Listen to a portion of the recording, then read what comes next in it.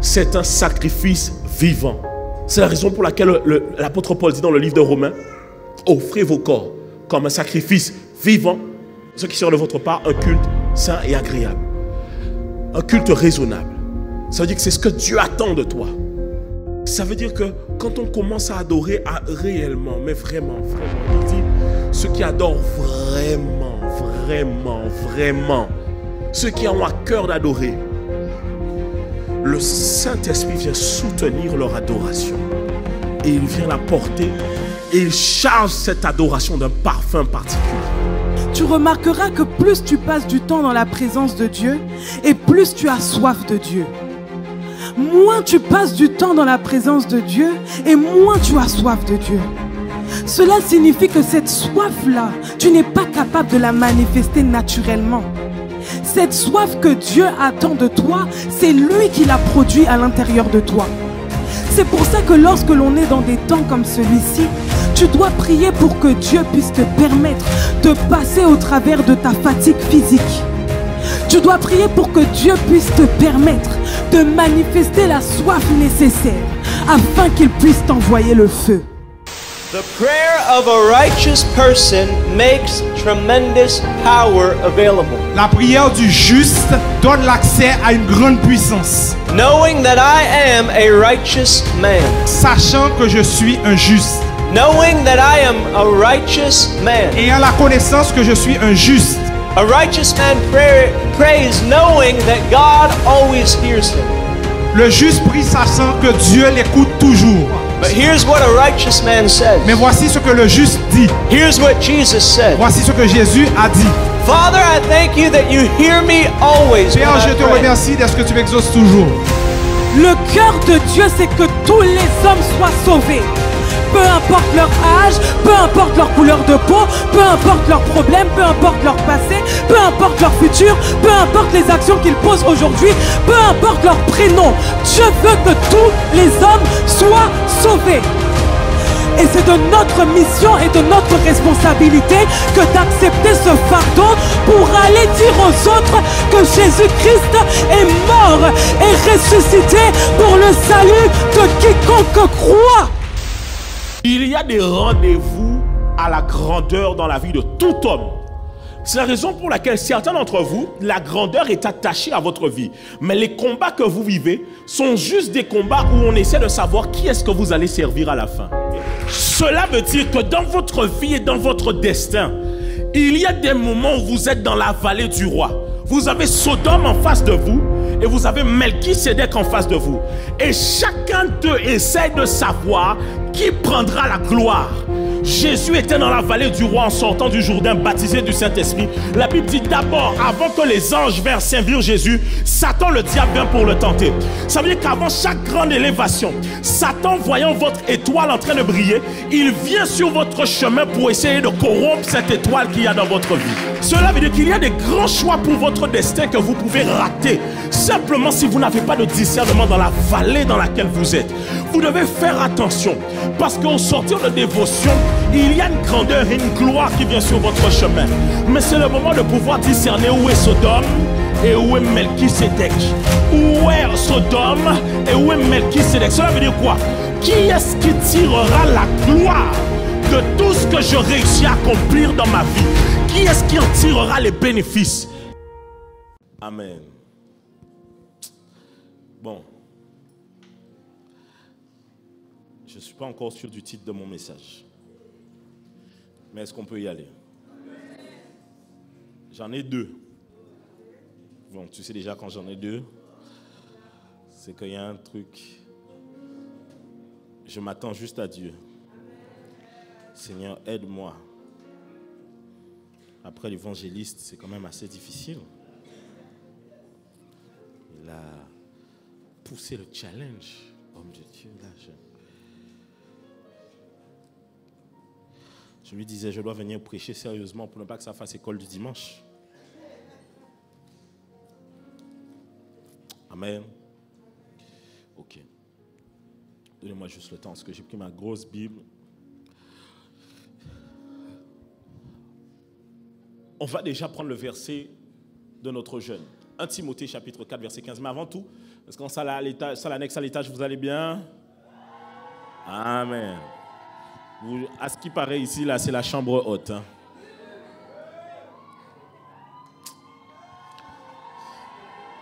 Il y a des gens à l'étage. Il y a des gens à l'étage. Ok. La salle annexe du bas, vous allez bien? Aujourd'hui, ils ont l'air beaucoup plus chauds que... Ils ont l'air plus chauds que les autres salles. Hein. C'est l'ambiance. On va déménager.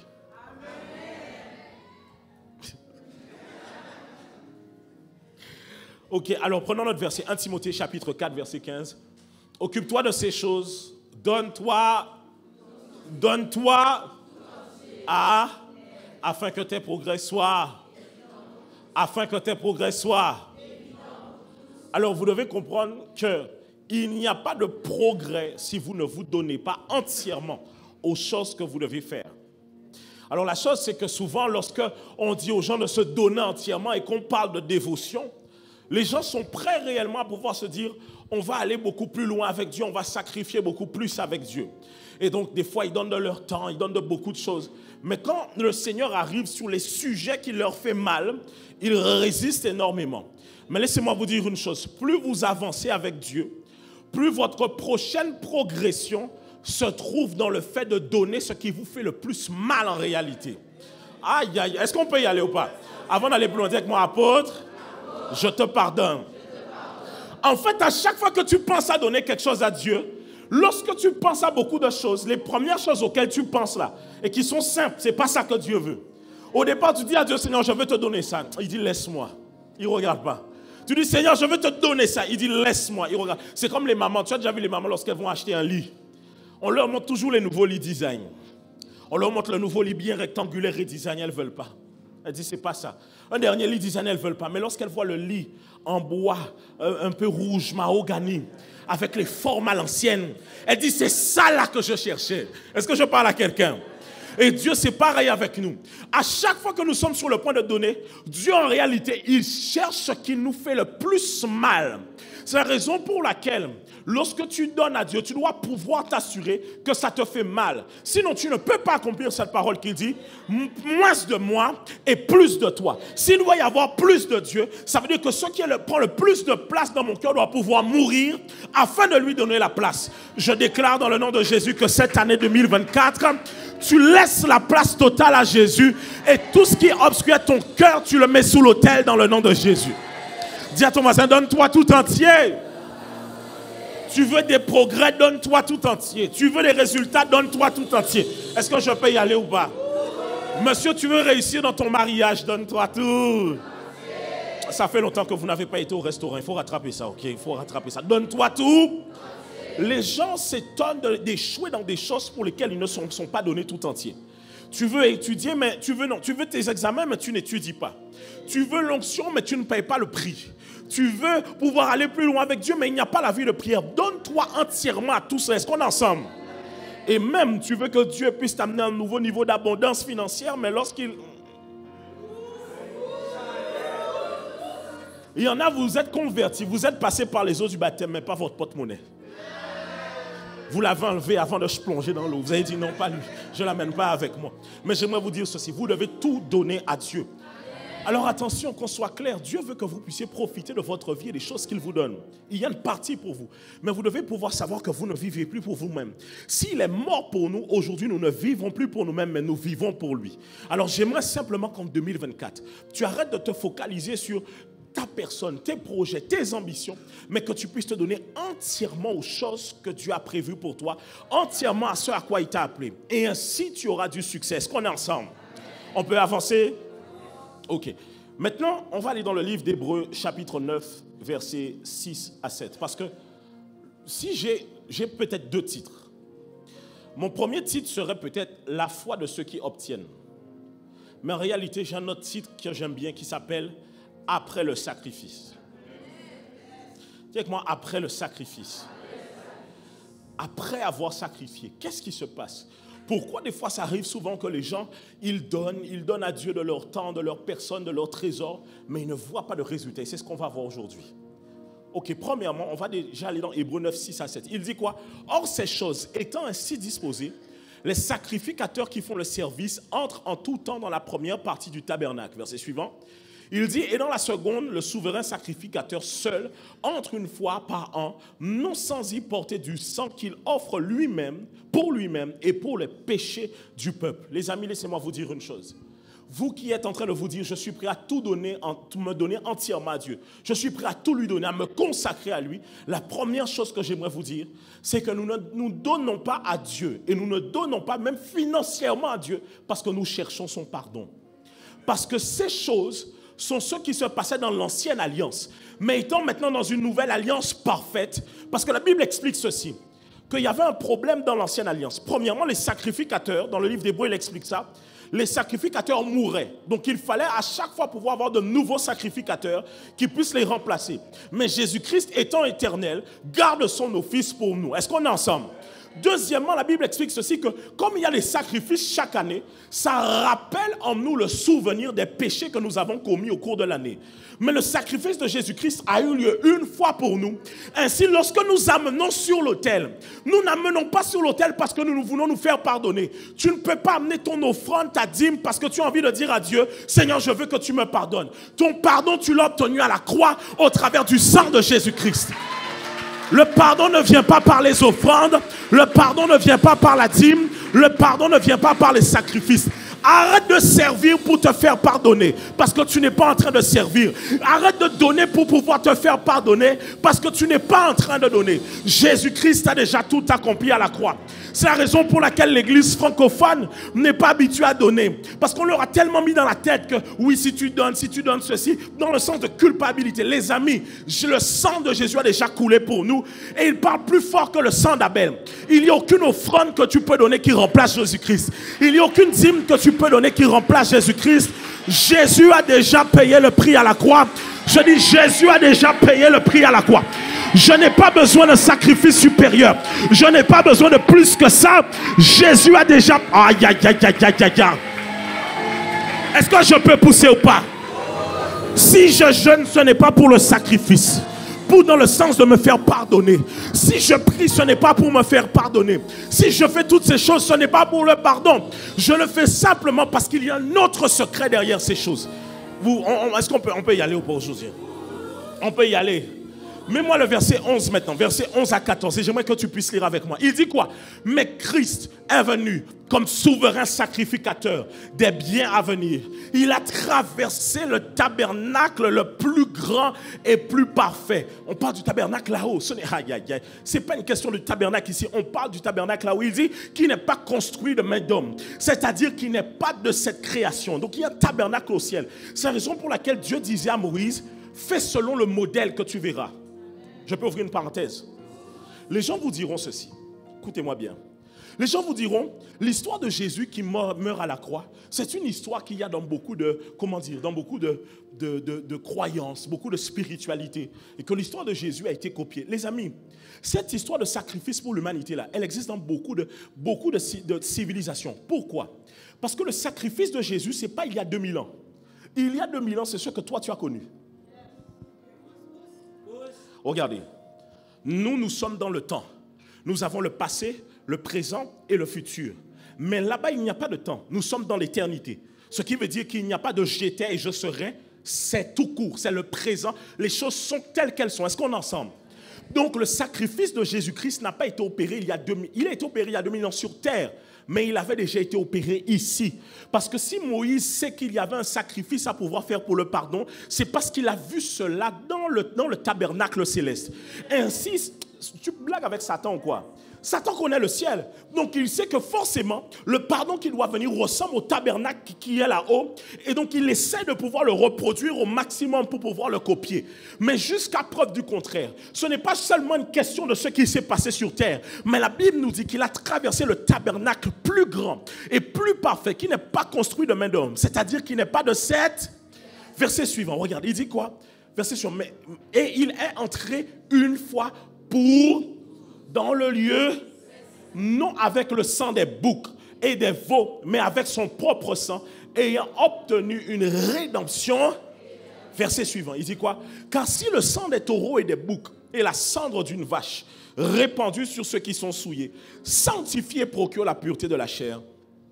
Aide-moi. Combien plus le sang de Christ, qui par un esprit éternel s'est offert lui-même sans tache à Dieu, purifiera-t-il votre conscience des œuvres mortes afin que vous serviez le Dieu?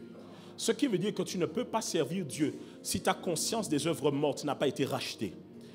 Et c'est pour ça que j'ai bien aimé la prédication de l'évangéliste sur la justice.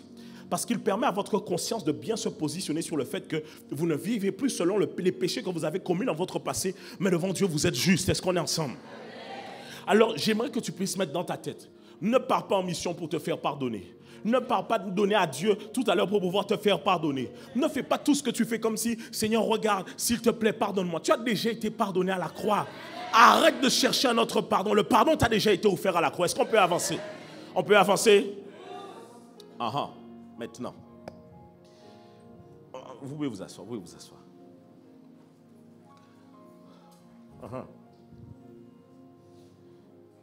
Maintenant, voici une chose. Auparavant, les gens amenaient leur offrande, leur dîme. Il y avait un aspect réellement, par exemple, les Juifs ont une espèce de fête qu'ils appellent Yom Kippour, la fête du grand pardon. Okay. Et les gens amenaient souvent les choses comme un sacrifice de culpabilité. C'est dans le sens qu'on a le bouc émissaire, sur lequel le peuple met les mains et on le relâche dans le désert pour le sacrifice. Sauf que ça, c'est ce qui a été instauré au temps de la loi. Mais si vous allez juste avant la loi, dans la dispensation qui nous concerne, nous sommes sur la grâce. Mais la grâce que nous avons, nous la prenons au travers de au travers de quoi? Au travers de la foi. Cela veut dire que c'est la foi qui nous connecte à la grâce et non la loi. Ce qui veut dire que pour pouvoir comprendre la grâce, nous ne pouvons pas vivre sous la loi. Mais nous devons aller nous répertorier à ce qui s'est passé avec la foi et avec notre Père dans la foi qui est Abraham. Et la Bible explique que lorsqu'Abraham a été voir Melchisédek, si vous observez bien le texte, Abraham n'a pas été voir Melchisédek pour une raison de pardon. Abraham n'a pas donné sa dîme à Melchisédek parce qu'il voulait se faire pardonner. Il n'y avait pas de sacrifice de culpabilité. Il n'y avait pas de choses en disant, Seigneur, je sacrifie parce que oui, je me sens réellement coupable. En réalité, Abraham n'a pas donné sa dîme parce qu'il se sent coupable et il doit se faire pardonner. Abraham a donné sa dîme parce qu'il venait de sortir de la guerre. Et ce qu'il avait était un butin de guerre. Et donc c'était comme une action de grâce de pouvoir dire à Dieu, merci pour la conquête que tu m'as permis de pouvoir prendre part et prendre possession. Même lorsque vous observez Jacob ensuite par la suite et Isaac, la plupart d'entre eux, lorsqu'ils vont parler de dîme, d'offrande et d'autel, c'est à chaque fois où Dieu les aura amenés comme sur un territoire nouveau. Ils vont bâtir un autel, ils vont faire quelque chose de nouveau. Ok, qu'est-ce que tu veux dire, pasteur? Lorsque maintenant tu amènes ton offrande, ta dîme, ta vie, ton temps sur l'autel et que tu le donnes à Dieu, ce n'est pas une question de culpabilité, mais c'est une question de pouvoir demander à Dieu, à partir de ce sacrifice, ouvre davantage la voie en ma faveur pour que je puisse gagner davantage de terrain. Cela veut dire qu'il y a un niveau de sacrifice qui t'amène simplement à faire beaucoup plus de choses que tu ne pouvais faire auparavant. Donc lorsque par exemple aujourd'hui tu amènes ton offrande dévotionnelle, tu ne peux pas l'amener en disant que Seigneur pardonne-moi pour 2023. Non, tu dois pouvoir lui dire Seigneur je scelle 2024 et je déclare dans le nom de Jésus que toutes les choses que tu as prévues pour moi s'accompliront et j'irai les chercher dans le nom de Jésus. Aïe, aïe, aïe, aïe, aïe, aïe, aïe. Écoutez, j'aimerais parler à un Abraham aujourd'hui parce qu'il y a une foi pour pouvoir sacrifier. La Bible nous explique dans le livre d'Hébreux qu'Abraham a préféré quitter sa patrie, quitter sa maison, aller habiter sous des tentes, tout comme certains d'entre vous, vous avez quitté des privilèges que le monde pouvait vous donner pour pouvoir paraître devant le monde comme ayant rien du tout. Mais alors que vous n'avez rien du tout, c'est votre foi qui vous a qualifié. Est-ce que je peux pousser ou pas? Je peux pousser ou pas? Écoutez, la Bible dit que c'est cette foi dont nos anciens, nos ancêtres, dont Dieu a rendu témoignage. Mais le terme témoignage ici, c'est le terme aussi de pouvoir approuver. Ça veut dire qu'on rend témoignage de nos pères dans la foi, pas parce qu'ils sont simplement des gens qui ont cru en Dieu, mais simplement parce qu'ils ont posé des actes de foi. Ce qui veut dire qu'il n'y a que ceux qui marchent par la foi qui rentrent dans l'histoire. Je déclare dans le nom de Jésus que 2024, tu marches par la foi dans le nom de Jésus afin de pouvoir entrer dans tes promesses. Que la terre sur laquelle tu es en train de vivre se souvienne de toi. Que la Guadeloupe se souvienne de toi. Que ta ville se souvienne de toi. Ah, je ne sais pas si je parle à quelqu'un, mais j'ai envie de te dire que c'est le moment de marcher par la foi. En fait, écoutez, ce matin, je sais que je suis en train de parler à Abraham.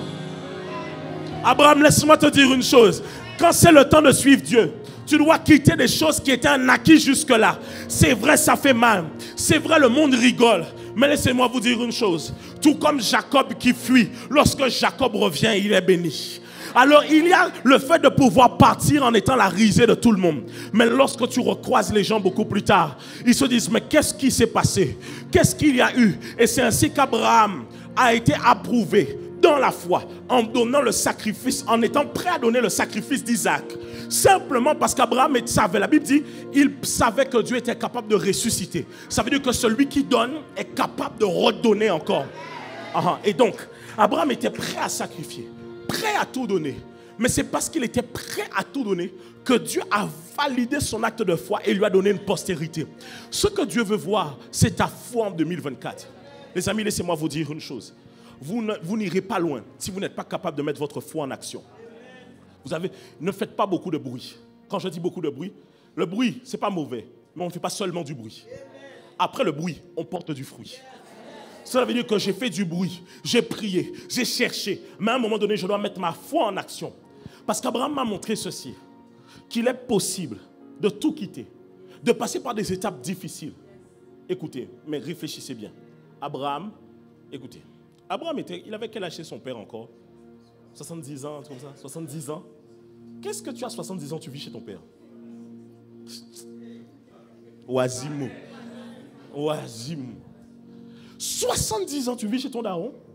C'est Dieu qui est obligé de te dire, frère, il faut quitter. Il faut partir, il faut laisser ton papa tranquille. Laisse le vieux finir sa vie bien. 70 ans.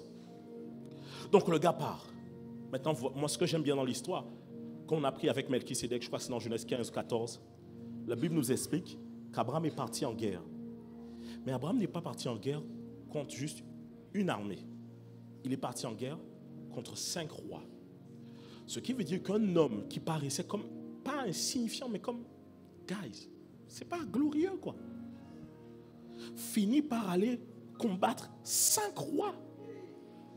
Mais qu'est-ce que le Seigneur, qu'est-ce qui s'est passé avec lui et Dieu? Quand il a sacrifié Isaac, il a rencontré Yahvé Jiré, Dieu qui pourvoit. Abraham a décidé de ne pas attendre ce que le monde était prêt à lui donner. C'est pour ça que rappelez-vous ceci. Je vais le redire parce que certains n'étaient pas là cette semaine, lundi. J'ai expliqué lundi qu'avant que la grande abondance arrive sur votre vie, il y a la vallée du roi, il y a l'épisode de la vallée du roi. La vallée du roi, la Bible explique que c'est le roi de Sodome est descendu dans la vallée. La Bible ne dit pas que Melchisédek. La Bible dit le roi de Sodome. Vous connaissez cette histoire ou pas? Il y en a, vous ne levez pas la main. Je vais vous expliquer l'histoire. On nous parle de Melchisédek. Melchisédek, c'est comme un symbole de Christ. On ne sait pas d'où il vient. Il y a des textes apocryphes peut-être qui essaient d'en parler, mais on ne sait pas d'où il vient. Il est le roi de Salem. Il est sacrificateur du Dieu très haut, de El Elyon. Et Melchisédek, la Bible dit, Abraham est dans la vallée. Melchisédek arrive. Il y a que moi, Melchisédek arrive.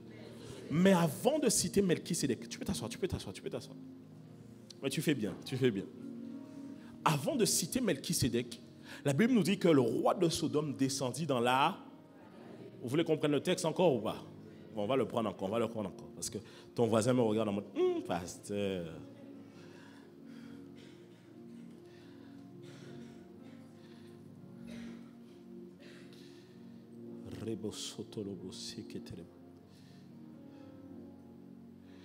Genèse, je vais le prendre ici.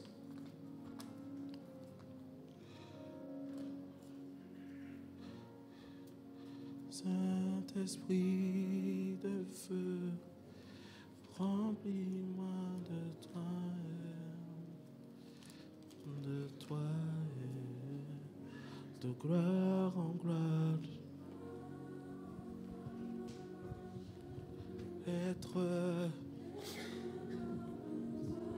Ok, Genèse 14, verset 17. Allons-y, vous allez voir, Genèse 14, verset 17. Ceux qui étaient là lundi, vous savez déjà, mais Genèse 14, verset 17. On peut lire ensemble. Après qu'Abraham fut revenu vainqueur de Kédor Laomer et des rois qui étaient avec lui, le roi Sodome sortit à sa rencontre dans la vallée du Chavé, qui est la vallée du roi. Ça veut dire que lorsque la Bible cite, la Bible dit d'abord que c'est le roi de Sodome qui est descendu dans la vallée. Est-ce qu'on est ensemble? Ensuite, la Bible va dire ceci, verset 18, Melchisédek, roi de Salem, fit apporter du pain et du vin. Il était sacrificateur du Dieu très haut. Il bénit Abraham et dit, béni soit Abraham par le Dieu très haut, maître du ciel et de la terre. Béni soit le Dieu très haut qui a livré tes ennemis entre tes mains. Et Abraham lui donna la dîme de tout. Est-ce qu'on est ensemble? Sauf que la Bible nous cite que dans cette vallée, il y a deux rois. Le roi de Sodome et Melchisédek, roi de Salem. Verset 21, le roi de Sodome dit à Abraham, donne-moi les personnes et prends pour toi les richesses. Faut dire que moi, prends pour toi les richesses. C'est-à-dire que Sodome était en train de lui dire, voilà, d'une certaine manière, je vais te permettre d'accéder à un nouveau niveau de richesse. Verset 22, Abraham répondit, ô roi de Sodome, je lève la main vers l'Éternel, le Dieu très haut, maître du ciel et de la terre. Je ne prendrai rien de tout ce qui est à toi, pas même...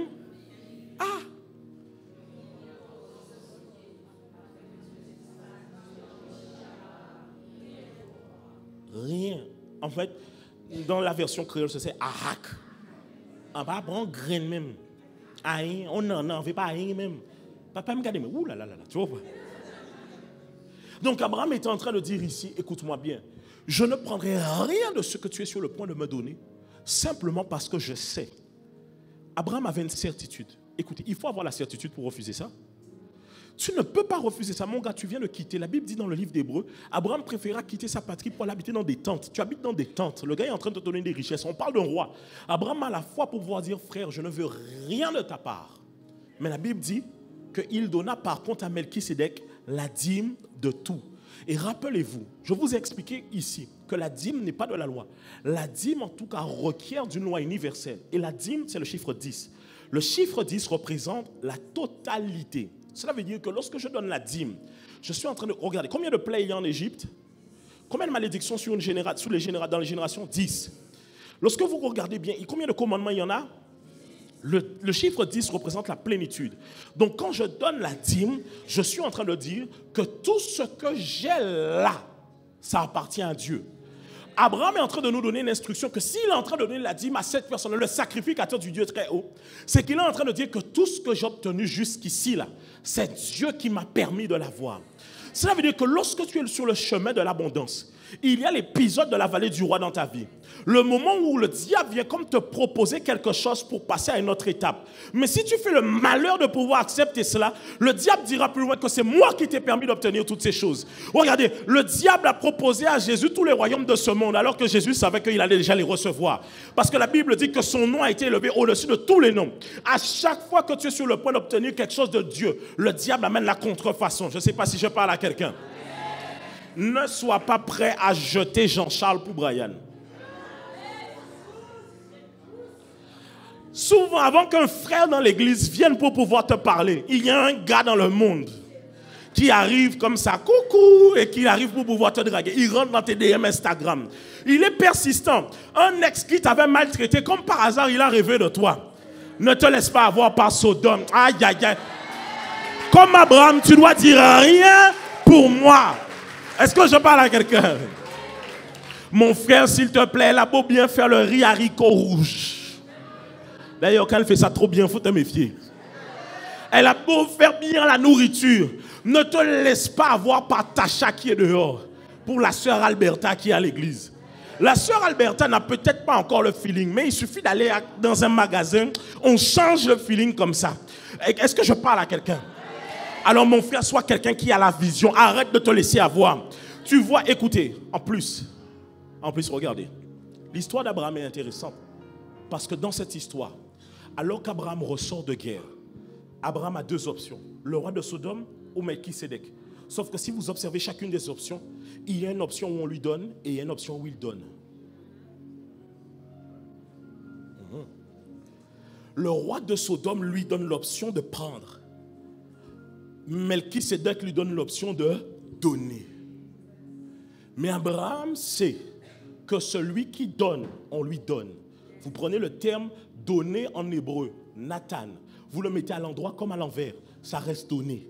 Abraham sait donc que le prochain niveau où je veux aller, c'est pas ce qu'on me donne, mais c'est ce que moi, je donne.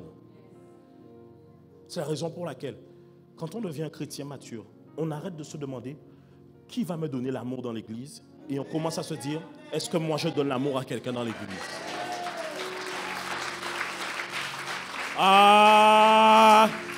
On arrête de venir à l'église en disant, oui, il n'y a personne qui me donne l'amour. On commence à dire, moi je suis prêt à donner l'amour aux gens. Écoutez, les enfants n'aiment jamais donner. Les enfants ne donnent pas. Ils ne donnent pas le goûter. Ils ne donnent pas le sommeil. Ils ne donnent rien. Rien. Même des fois, le bisou que tu dis, papa lui demande, il ne donne pas.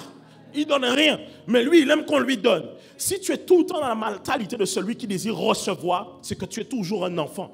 Parce que celui qui est en réalité en capacité de... Vous savez pourquoi? Parce qu'il n'y a que le supérieur qui peut bénir l'inférieur. La Bible dit dans le livre d'Hébreux, parce que c'est sans contredire que c'est le supérieur qui bénit l'inférieur. Est-ce qu'on est ensemble? Alors Abraham savait que celui qui pouvait faire ma richesse, ce n'est pas le roi de Sodome. Et je vous ai expliqué ça lundi. Que Abraham croise Sodome 2 fois. Mais à cause d'une personne. Toujours la même. Abraham croise les anges en faveur de Lot qui est à Sodome et qui va vivre une destruction. Abraham croise Sodome après la guerre parce qu'il vient de libérer Sodome, parce que son cousin, son neveu, était captif, amené prisonnier. Ça veut dire que les 2 fois où Abraham était en train de flirter un peu avec Sodome, c'était à cause d'une seule personne, Lot. Ça veut dire que tu dois faire attention en 2024. Parce qu'il y a toujours des Lots. On a souvent pris l'histoire de Lot comme étant celui qui empêchait Abraham de voir la vision, parce que quand Lot part, Dieu dit à Abraham, regarde, lève les yeux et contemple le pays que je te donne. D'accord. Mais il y a une dimension aussi où Lot en réalité est celui qui le fait flirter avec la compromission. C'est la raison pour laquelle il y a toujours quelqu'un qui te fait rencontrer quelqu'un. Melchisédek est la rencontre avec Elion. Lot est souvent la rencontre avec Sodome. 2024, Église. Si nous voulons passer à un autre niveau d'abondance, je parle réellement. Vous savez de quoi on parle aujourd'hui, n'est-ce pas? Je parle réellement de richesse selon le Seigneur. Cette richesse ne peut pas se retrouver dans la compromission. Cette richesse ne peut pas se retrouver dans des choses où Dieu ne vous attend pas. Vous l'aurez. Et à chaque fois qu'une richesse compromettante arrive, c'est le signe que la véritable richesse est sur le point d'arriver dans votre vie. Est-ce qu'on peut avancer? On peut avancer? Aha. Seigneur, aide-nous.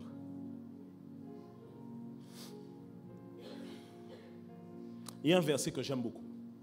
C'est ce verset-là qu'on va prendre ensemble. Hébreux, chapitre 10, versets 35 à 36. J'aime beaucoup le verset. Hébreux 10, 35 à 36.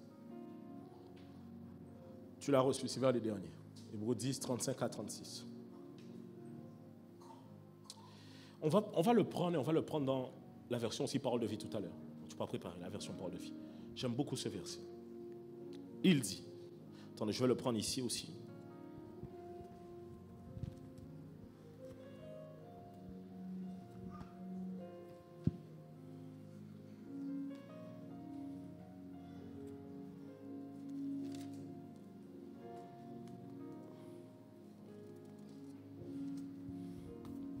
Il dit quoi? N'abandonnez donc pas votre assurance à laquelle est attachée une, car vous avez besoin d'eux, afin qu'après avoir, vous obteniez. Mais la version parole de vie, elle est très intéressante. Il dit quoi? Alors ne perdez pas, grâce à elle, vous avez. Mais en réalité, le véritable terme, ce n'est pas patience. Parce que le terme grec, dans son premier sens, c'est constance, endurance et persévérance. Patience, ici, dans son terme grec, arrive en dernière, presque dernière position. Le terme grec ici est upomone. Donc il dit, vous avez besoin d'endurance. En latin, vous savez qu'on dit stamina. Donc il dit, vous avez besoin de stamina, opumone. Il dit pour faire ce que Dieu veut, mais pas seulement pour faire ce que Dieu veut. Ça veut dire qu'il faut de la persévérance pour déjà poser le premier pas du sacrifice. Mais après le sacrifice, il y a autre chose encore. C'est la persévérance qui doit encore revenir pour obtenir ce qu'il promet. Cela veut dire que la plupart de ceux qui ne reçoivent pas, ils s'arrêtent à simplement « j'ai accompli la volonté de Dieu ». Mais ceux qui finissent par recevoir, non seulement ils accomplissent la volonté de Dieu, mais ils persévèrent dans cette obéissance. Et surtout, mets le verset 35 pour moi, le verset 35, il dit quoi? Il dit surtout, verset 35, vous ne perdez pas votre confiance. En d'autres termes, il dit aussi assurance. Ça veut dire que je viens. Et c'est ça qui était beau avec Abraham. Parce que la Bible dit qu'Abraham, voici ce que la Bible dit. C'est par la foi qu'Abraham offrit Isaac lorsqu'il fut mis à l'épreuve et lorsqu'il offrit son fils unique, lui qui avait reçu les promesses. Vous voyez, donc Dieu lui avait promis quelque chose. Est-ce qu'on est ensemble? C'est Hébreux 11, 17, 18. Voilà. Ensuite, il dit, et à qui il avait été dit, Isaac sera nommé pour toi une... Il pensait que Dieu est puissant, même pour ressusciter les morts, aussi le recouvra-t-il par une sorte de résurrection. Cela veut dire quoi? Ça veut dire que, regardez bien, ici, Abraham, Isaac, c'est quoi exactement? Qu'est-ce que Isaac c'est exactement pour Abraham? C'est la promesse. Est-ce qu'on est ensemble? Remets-moi maintenant Hébreux 10, 35 à 36. Isaac, c'est la promesse. Mais là, ici, alors ne perdez pas votre confiance. Grâce à elle, vous recevrez une grande récompense. Verset suivant. Il dit, vous avez besoin de patience pour faire ce que Dieu veut et obtenir ce qu'il promet. Ou en d'autres termes, la promesse. Donc, Abraham arrive. On lui donne, j'ai besoin d'un Isaac. On y va, Isaac, on y va. Donc, il y a deux étapes. Lorsque Dieu t'a promis, à qui est-ce que Dieu a promis quelque chose pour 2024? Tu sais qu'il y a des promesses, tu sais que tu dois aller les chercher en 2024. On est bon ou pas? Ok. Ça veut dire qu'il y a deux étapes. Et ça revient à ce que je vous ai dit.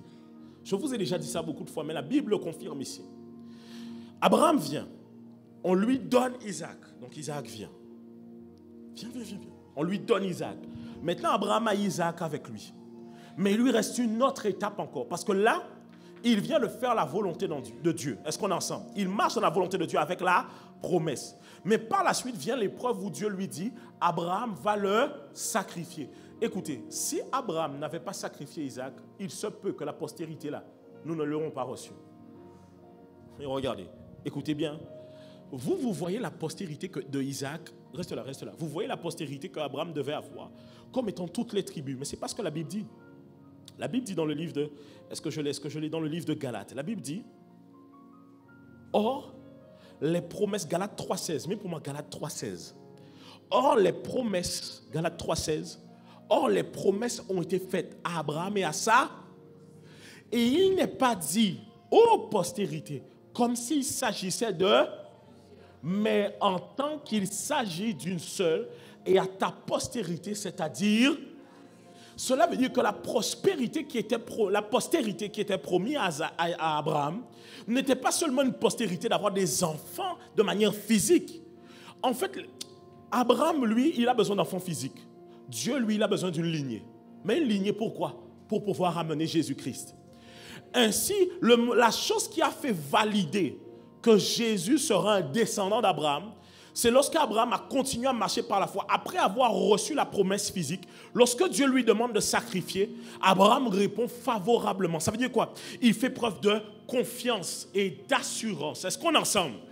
Ça veut dire que lorsque j'ai sacrifié, il ne faut pas qu'il y ait un moins batte.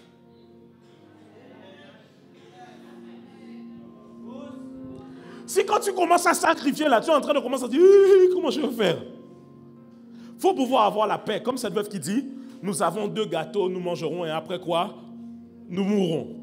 Quelle foi! Attends, mon gars, je vais die. Tu vois ce que je veux dire? Ça veut dire que souvent, voici ce que tu fais. Tu viens et tu dis à Dieu, Seigneur, je te donne tout mon temps cette année. Mais en même temps, capé. Tu viens, tu dis, Seigneur, cette année, offrande dévotionnelle. Mais en même temps. après avoir donné l'offrande. C'est-à-dire que ce n'est pas pendant que tu donnes. Pendant que tu donnes, c'est normal. Quand on va battre, on va trembler. Mais tu as déjà donné. C'est déjà parti. Il n'y a pas de turning back. Panier et toi en arrière. Est-ce qu'on est ensemble ou pas? Et donc toi, tu commences, alors que ça fait 1-2 semaines que tu as déjà donné. Tu es en train de te dire, mais comment je vais faire? Et si je n'avais pas fait autrement? Et là, tu commences à penser à tout ce que tu aurais pu faire avec le sacrifice que tu allais donner. Voilà maintenant qu'alors que la promesse était à 2 pas d'arriver à toi, elle fait fou. Et elle arrive chez moi.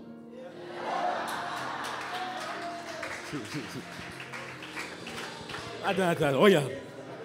Quand le ciel amène quelque chose sur terre, on ne repart pas avec au ciel. Tu as déjà vu un facteur qui vient dans le quartier, il vient avec un courrier, il dit, il va voir le voisin. Il dit, vous connaissez monsieur Untel? Je dis oui.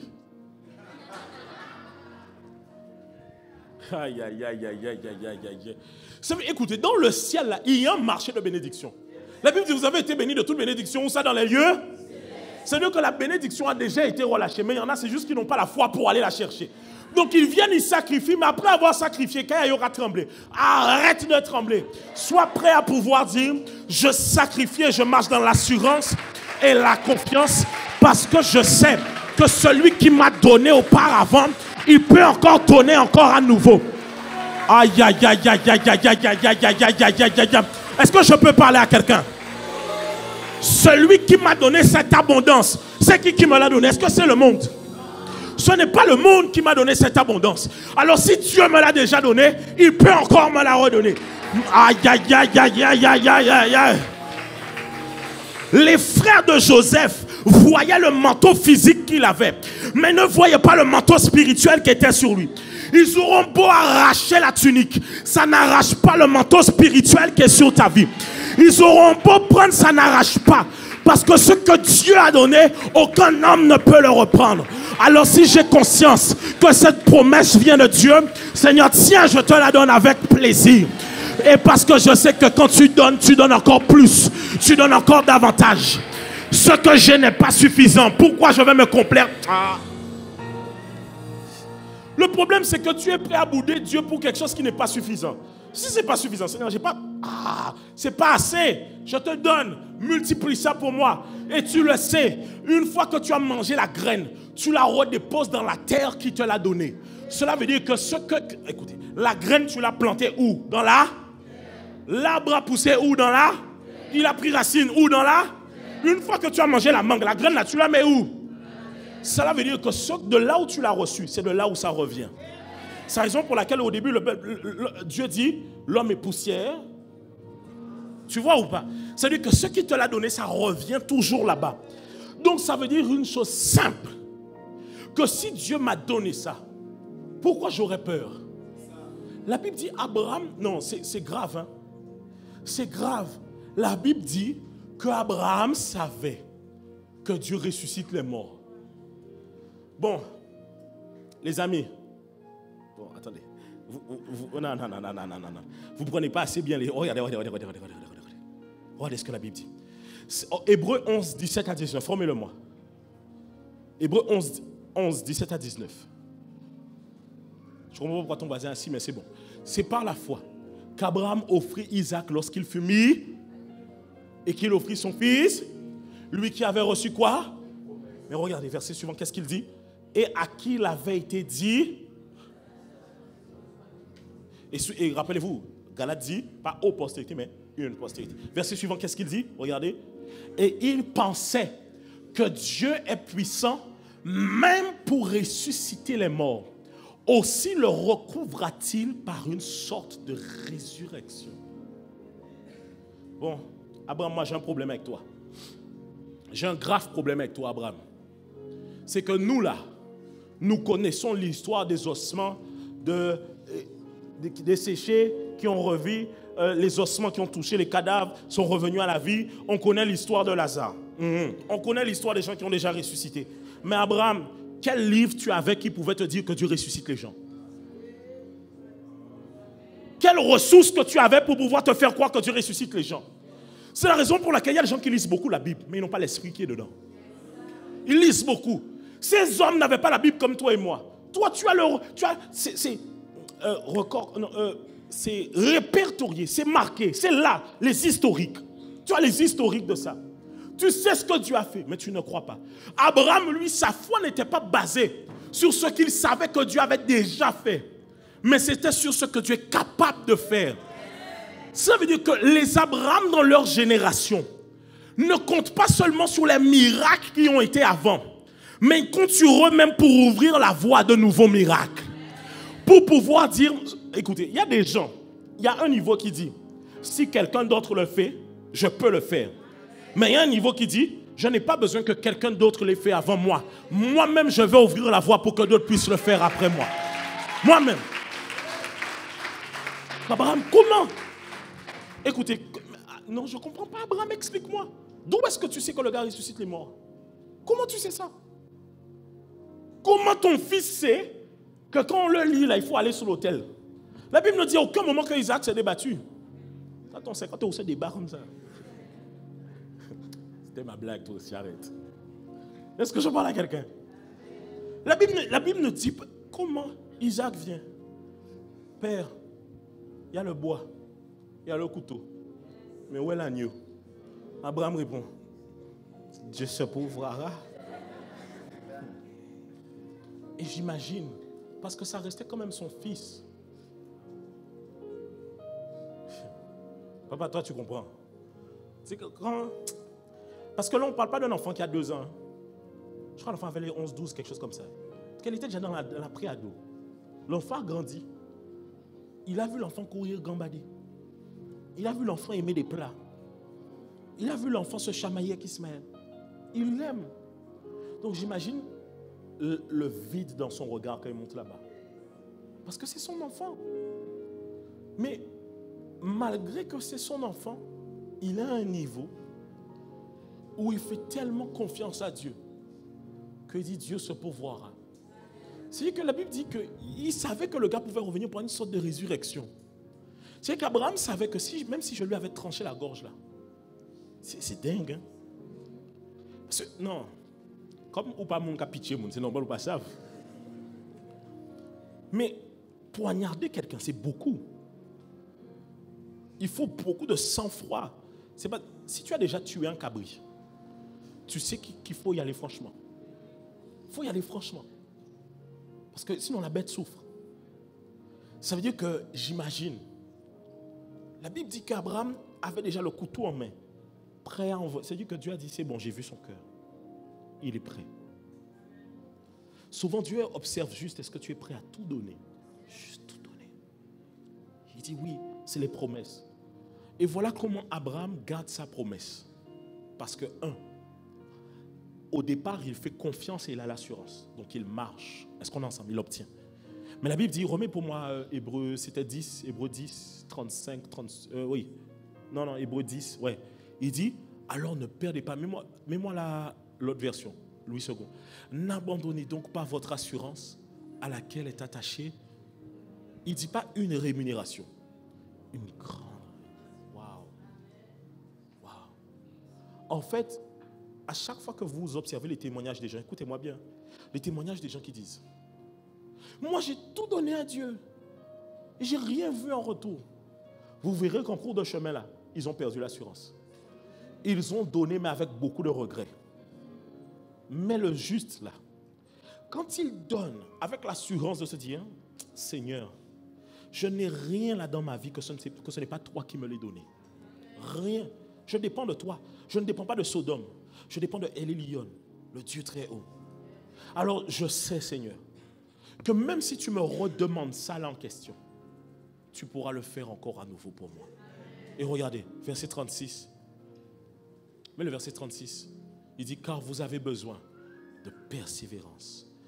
Au poumone, dis-moi au poumone. Il dit constance, persévérance, endurance. Tu as besoin de ça. J'ai donné, mais je continue à croire jusqu'à la fin. Il y en a, vous faites des vœux à Dieu. Tu fais un vœu à Dieu en janvier 2023, de l'année dernière. Pendant toute l'année, tu commences à stresser. Tu as fait un vœu pour 2023. Attends jusqu'au 31 décembre 2023.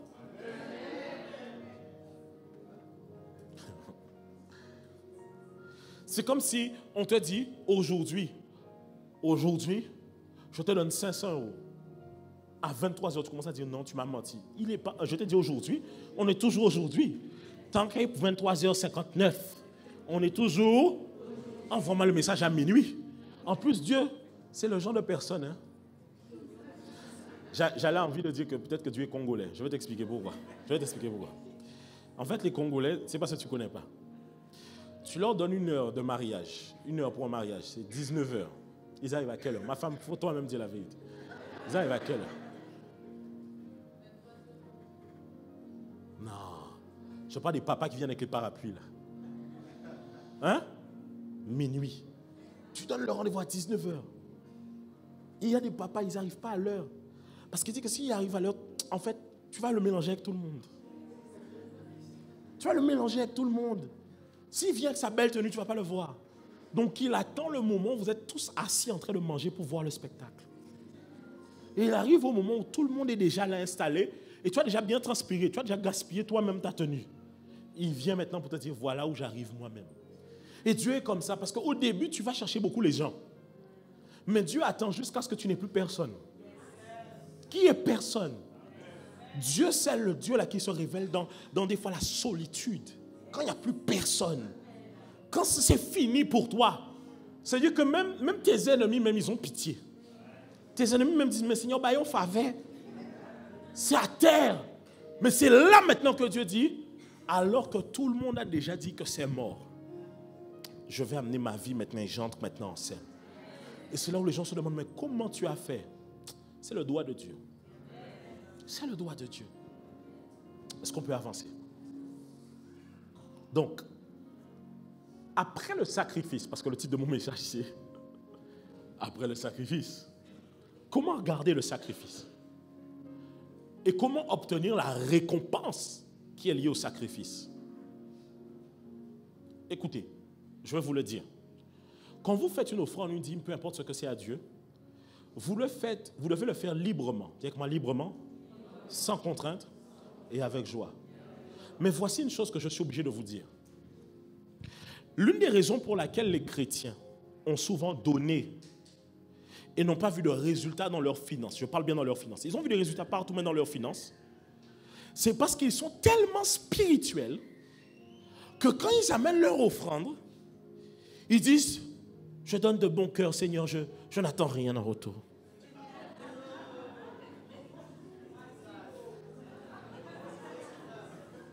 Donc le ciel t'aura, tu dis, ben n'attends rien alors, hein? Et moi je prends, voilà.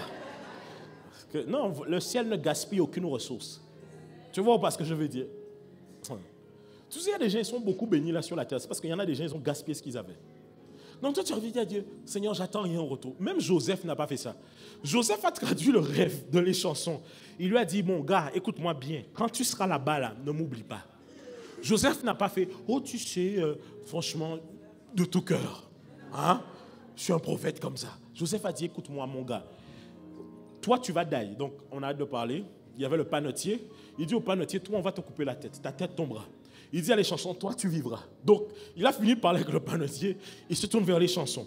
Les chansons, celui qui verse le vin dans la coupe du roi. Il dit, mon gars, toi, s'il te plaît, quand tu arrives là-bas, ne m'oublie pas. En fait, le truc, c'est quoi? C'est que vous pensez que Dieu est un menteur? La Bible, quand l'apôtre Paul parle du fait de semer, il dit, à mesure que tu vas semer, c'est à mesure que tu vas moissonner. Maintenant, pourquoi tu ne moissonnes pas à la mesure que tu as semé? Parce que ta conscience vient comme te condamner en te faisant croire que tu es trop charnel à pouvoir dire à Dieu, Seigneur, j'attends ça. Mais ce n'est pas vrai. Dieu n'a aucun problème à te donner. Le seul problème que Dieu a, c'est pourquoi tu veux ce que tu veux. Parce que jusqu'à preuve du contraire, Dieu donne la semence au semeur. Dieu n'a aucun problème à te donner. C'est la raison pour laquelle, voici une chose. La raison pour laquelle Dieu ne t'a pas donné, c'est que tu n'as pas encore donné une direction à ce que tu as semé. Tu donnes, mais tu fais que dire, Seigneur, prends et fais ce que tu veux. À un moment donné aussi, il faut pouvoir dire, Seigneur, j'avoue, mais j'attends ça quand même. Moi, j'aimerais avoir ça. Mais même quand tu me donnes ça, fais selon ta volonté. Ça veut dire quoi? Tu es en train de créer une entreprise cette année. Arrête de venir donner tes offrandes de manière comme si c'était gaga, comme si en sac d'iri. Non, arrête. Commence à donner ça de manière ciblée. Seigneur, je donne et je sème. afin que je puisse récolter. Où ça? Ici, ici. La Bible dit, il ordonnera la bénédiction d'être avec toi dans tes greniers et dans tes entreprises. Ça veut dire que Dieu même, quand il envoie la bénédiction, il ne dit pas la bénédiction va se promener dans ta vie. Il dit dans tes greniers et dans tes entreprises. Il faut pouvoir localiser là où le ciel doit envoyer dans ta vie. Bon, là je sens que je peux prêcher. Est-ce que je peux y aller? Là on est en train de rentrer dans notre message. Est-ce qu'on peut y aller ou pas? Écoutez les amis, si vous toujours vous pensez que comme si ça va arriver au petit bonheur la chance, ça n'arrive pas au petit bonheur la chance. Ça arrive parce qu'on a conscience. Il faut une conscience élevée de pouvoir dire, Seigneur, si je sème là-dedans, j'attends que tu amènes là-bas. Abraham était prêt à donner Isaac, sa postérité, parce qu'il savait que c'était Dieu qui donnait une postérité. Tu donnes de ton temps, Dieu te fera gagner du temps. Par exemple, quand tu donnes de ton temps, regarde, tu es au service, tu travailles, mais malgré tout, tu t'en sors. Alors que les gens qui travaillent seulement ne s'en sortent pas. Donc, comme tu sèmes de ton temps, Dieu te donne de ton temps. Tu sèmes tes talents à l'église, Dieu te fait grandir en compétences. Maintenant, pourquoi quand tu sèmerais tes trésors, tu n'aurais pas aussi des trésors? C'est faux et c'est un mensonge. Même Jésus a dit ceci. Il n'y a personne qui sur cette terre qui, à cause de l'évangile de la bonne nouvelle, ait perdu mère, père, frère, maison, champ, ne les retrouvera dans le siècle présent et dans le siècle à venir. Cela veut dire quoi? Dieu n'a aucun problème à ce que je puisse aller prendre possession. Son seul souci, c'est quelle est la motivation de mon cœur. Mais pour pouvoir checker la motivation de mon cœur, ça se voit dans mon niveau de sacrifice. Dieu, écoutez, c'est pour ça que, regardez, Dieu ne donne pas la semence aux mangeurs, mais aux semeurs. Parce que le mangeur là, il dit, Seigneur, si j'ai, je vais te donner. Mais quand Dieu envoie, il mange. Tu as déjà vu quelqu'un, on l'appelle dans le quartier. Oui, Charlie, oui, tante, j'arrive. Mais, akaba mango, portez ma maman. Charlie se cache dans le coin. Il cogne toutes les mangues. Il arrive la bouche sec avec une mangue. C'est comme ça que Dieu ne te donne pas. Parce qu'il sait que toi, tu es un mangeur professionnel. Mais Dieu donne la semence à qui? Ça veut dire que Dieu, lui, regardez, si Dieu donne la semence au semeur, c'est que son seul intérêt de te donner, c'est que toi, par la suite, tu donnes. Ça veut dire qu'en fait, les gens qui deviennent les chrétiens, qui rentrent dans un niveau d'abondance où Dieu, c'est Dieu qui les envoie, c'est parce qu'ils ont en conscience le royaume de Dieu et que les âmes doivent être gagnées. Ils ont conscience de se dire que Jésus revient bientôt. Il faut financer davantage l'œuvre de Dieu pour qu'elle puisse avancer. Le reste là qui pense à leurs vacances et qui pense à leurs croisières, Dieu ne les écoute même pas. Il dit va travailler. Mais ceux qui sont en train de se dire Seigneur, moi je veux financer, Dieu est prêt à dire toi là, oui je vais te donner. Et voici ce que la Bible nous dit. Psaume 37, 29. Reste là. Psaume 37, 29. Les justes posséderont le pays et ils y demeureront à jamais. C'est ta saison maintenant pour toi pour pouvoir posséder ici.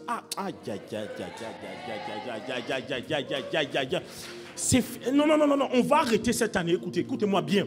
Cette année-là, personnellement, il faut que chacun d'entre nous, on arrête là de ne jamais avoir rien qui nous pose, qui est à nous. Tu dois toi-même posséder. Il n'a pas dit les justes vont louer, les justes vont emprunter. Il a dit les justes vont posséder. Les justes posséderont le pays. Que Dieu te donne la Guadeloupe. Aïe. Que Dieu te donne ton quartier. C'est fini. Le problème, c'est que nous, chrétiens, nous avons tellement prêché un évangile qui ne nous permet pas. En fait, rappelez-vous toujours, c'est pour Dieu à la fin. Mais quand même, tu dois posséder. Les justes posséderont le pays et ils y demeureront à jamais. Ça veut dire que non seulement je prends possession, mais personne ne me retirera d'ici. Que Dieu t'établisse dans cette nation en 2024 dans le nom de Jésus.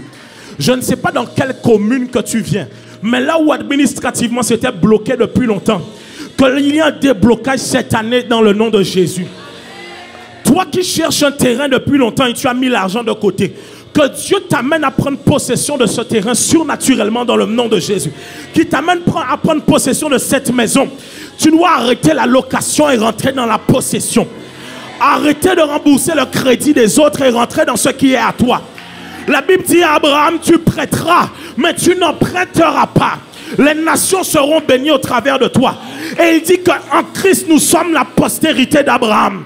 Alors Seigneur, qu'en 2024, nous rentrons dans les possessions. Nous déclarons qu'elles sont à nous dans le nom de...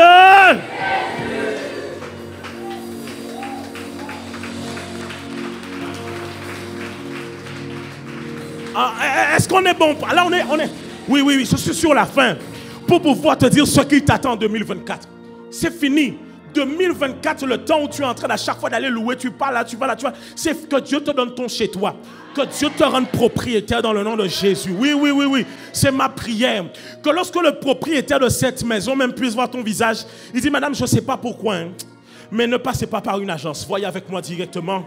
Et je vais même baisser le prix pour vous directement parce que je sens que c'est vous qui devez être dans cette maison. Monsieur, je ne sais pas pourquoi, mais je sens que c'est votre famille qui doit être ici. À un moment donné, on doit sortir de cette mentalité où, oh, comme Jésus revient bientôt. Les amis, laissez-moi vous dire, la mentalité de Jésus revient bientôt et donc il ne faut rien faire là. Elle aurait empêché les disciples d'écrire la Bible. Parce que les disciples n'ont pas écrit la Bible tout de suite parce qu'ils pensaient que Jésus revenait. Mais quand ils ont vu que Jésus tardait, ils se sont assis, ils se sont dit, les gars, il faut qu'on écrive parce que si nous participons, nous ne payons rien. Ça veut dire quoi? La Bible dit, l'homme de bien laisse un héritage aux enfants de ses enfants. Pas à ses enfants, aux enfants de ses enfants. Que Dieu te donne un héritage à léguer aux enfants de tes enfants dans le nom de Jésus. On peut avancer? Galates 3,29.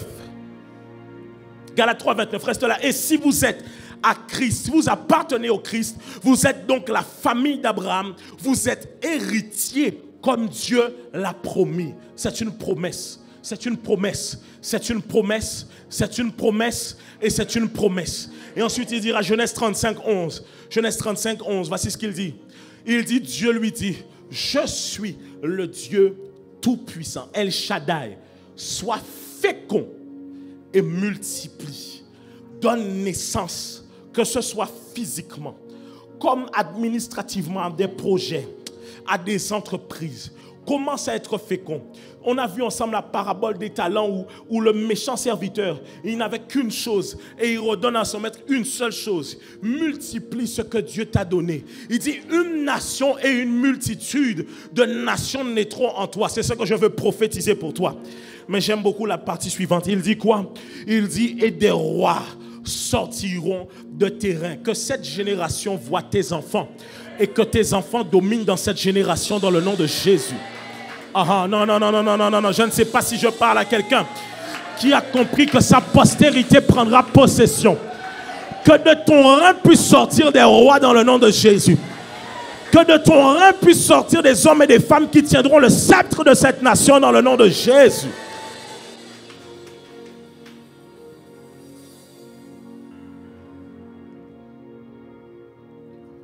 Et le bishop Dag disait, the reward for hard work is more work. La récompense d'un travail acharné, c'est plus de travail. Alors après le sacrifice, nous continuerons à sacrifier. Que cette victoire ne nous enterre pas, mais que cette victoire nous propulse à l'étape suivante dans le nom de Jésus. C'était mon message pour vous.